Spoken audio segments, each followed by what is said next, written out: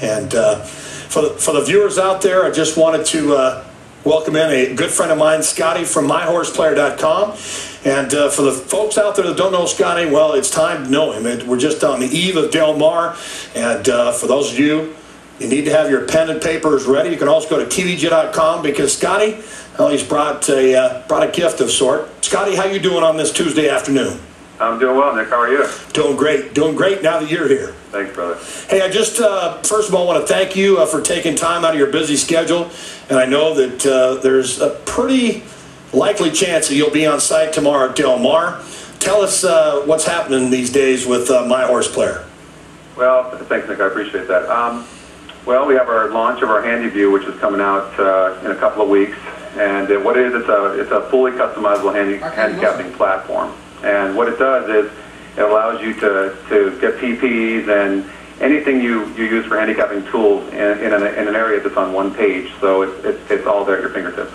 Well, that's great. It's a good thing, and it's going to be. I think once it's up and running, I think as far as a resource, you know, obviously we found here at TVG, you know, having the ability to go to the thoroughgraphs. Past performances, much like you have the class numbers based on your algorithms, I think it'll give the players another tool in which to help induce their bankroll.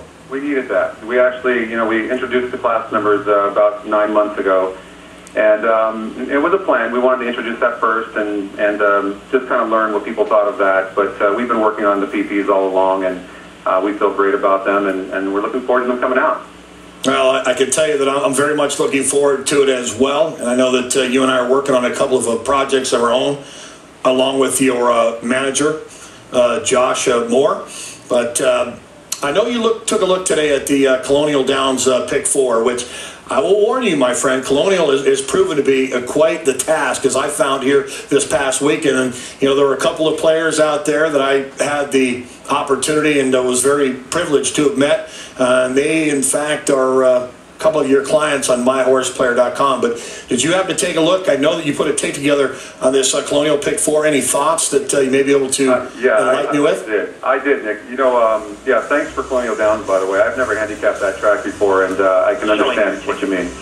I did. The fourth race, what I've got is a 159 in there.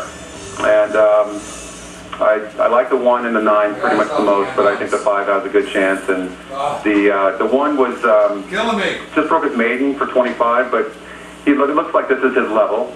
And the 5, he's come off a 2-year layoff, and he came in third, and his form is good, and I think he's got a shot. But the 9, I'm worried about the 9 like you are. I think the 9 is going to be tough on the lead, and if the horse gets a chance to relax in the first call, then he should be tough to beat. Well, I did note that Phil Schoenthal to the outside, Sheldon Russell, they're 2 for 4 thus far, and one of the victories from that did come 3 back, and that made the $5,000 score. Now, your top class number, would that be the 9 in this particular race? I actually think I want to say the 1 is. I'm actually concerned about the 3 and the 8, Nick, but you know how I am. I don't mind leaving favorites out. I have to stick with my conviction, and I'm not afraid to lose. And if they beat me, they beat me. But I just couldn't make a case for the 8. Besides Homeister, I couldn't find a race on the form that even looked like a winner here. And the 3 I like a lot, has a good class number, but the 3 is, this distance might be too short for him, so I'm taking a chance to try to beat them. All right, now you go 4 deep in both the second and third legs. What can you tell us about that 5th race, a 5-furlong outer turf event, $5,000 claimers, non-winners of a race this year? You obviously put a circle around the 7. I did. I'm going to try to beat the 5, Nick. I just, you know, ran to this level back, and it just looks like it has some issues. And I went with the 7 horse. I like Homeister on here, and I think Homeister actually got off the 5 to ride this horse. Correct. Okay, so and I just think that the horse is going to get pace to chase, and I think that's the horse to beat. All right, and in that third leg, you go 4 deep, 1, 6, 8, 11. You put a ring around the 8, which is a horse that I thought may actually get away at a little better price than what people may think. Hamilton Smith. We all know he won a pair of stakes on the card there Saturday, and Rosemary Homeister, a 27% winning combination. You know, you go 4 deep. At first glance, it looks as if this horse could have easily been a single, but there are a couple others in here that sport some decent numbers. I actually considered singling this horse also. This one normally is a 2, won easily, has some past class, definitely has a big chance in here. The one horse ran nice second at this level. And the 6 horse is my long shot. I actually think the 6 seems to be coming back in form, and the top 2 finishers that were in the last race came back to win. So, and the horse also has past class, so the horse has a great chance. And then the 11 won at this level here, and you know, was running a bigger circuits back when before this race. Won first time out here, so definitely has the potential to be tough here. And Archibald Kingsley making the most of opportunities, 17% on the year.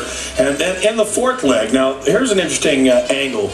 I did go 3 deep, and you singling the 7, Miss MVP, Ryan Fogelsonger, who's being represented by Marcus Guidry Jr., the son of Mark Guidry, George Wolf Award winner. This is a mile interturf event, maiden special weight, fillies and mares 3 and upward. Why the single, my friend? You know, I knew you were going to drill me on this one. You know, it's a very tough pick 4. It could be all favorites to win it, or it could be a ton of long shots, and I had to have a conviction somewhere. I watched the video on this horse, and the outside horse actually, with Homeister, had the lead, or was second behind the lead, ran easy. I couldn't find any excuses. This horse actually had a ton of trouble early on in the race, and came on and actually beat that outside horse by a nose, and I'm looking for a better trip, and I think the other horses in here, for people that are going to spread, would be the 1A, and the 3 and the 9. So. Well, and in fact, I have added, I've got the 1A and the 9, which is, I think, you know, for me, I think there's opportunities in this race. And Miss MVP, despite running 3rd, only beating ahead to Diamonds or Gold last out, maybe one that could escalate a bit in price. So we'll have to wait and see. The 9 is actually a scratch near a Tesla, so that eliminates one particular contender. And you mentioned the video replay. Now, on myhorseplayer.com, do we have the ability to watch video replays, or will we? We absolutely will, Nick. The great thing about these replays is that the video button will be right next to the date of each horse.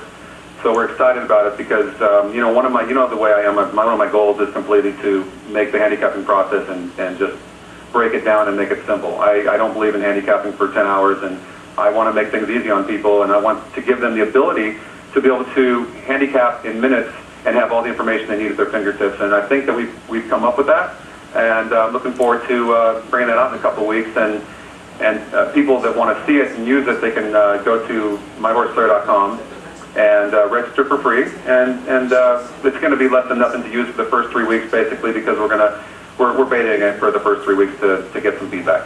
Oh, that's great. And any thoughts on opening day for tomorrow, Del Mar? Are you planning on going out?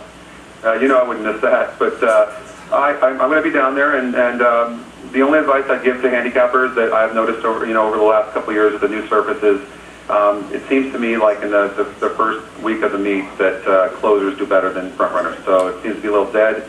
And other than that, you definitely want to go down there on opening day because it's an amazing experience.